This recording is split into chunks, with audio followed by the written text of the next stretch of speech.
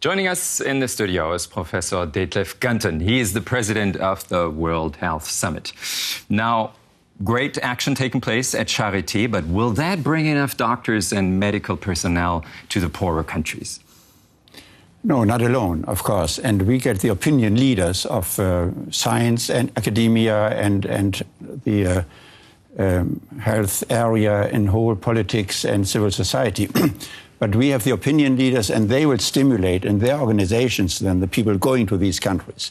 And of course, we do have people who have experience in these countries, and we have more than 80 nations coming to the summit. So we do have the nations around the table. So it's the hope for a multiplication of this process. It's teaching the teacher in multiplication, agenda setting, that's the topic of the summit, right? Yeah. And the topic of the summit is probably also injustice. I always feel a bit ashamed if we have the right here to afford, for example, surgery for a new hip, and children in poorer countries are dying from contaminated water. How do you feel about it? Well, that's exactly the origin of the whole idea of the World Health Summit. I mean, medical progress is enormously fast. And of course, here in Berlin and in other places, rich places around the world, people benefit from this progress, but the state of health around the world is not getting better. It's getting worse. And this, of course, is completely unjust. And we feel academia has to take a responsibility.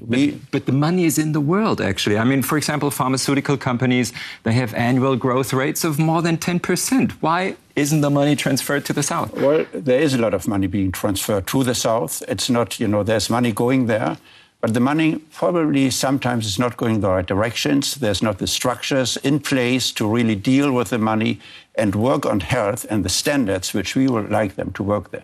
You mean people are not given any more money because they fear for corruption, that the money is lost and not reaching the people? Transparency of money flow and all that is a problem. And there are not the structures in place. I mean, there's a working group actually at the summit, research capacity strengthening, which means building up organizations, universities, academic centers, which do have the knowledge, then to distribute what is coming to the country, also the money, into the right directions and bring it to the people where it's needed, locally.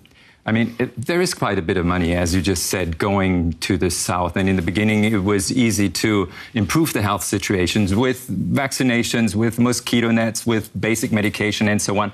The next steps will probably be a lot more complicated, right? Well, so far, in many instances, people from outside, from the North, from the rich countries, go to these countries. So these are campaigns, in a way. And these campaigns need to be supported within the structure. That's an important point. But there are many other factors, of course. It's not just medicine.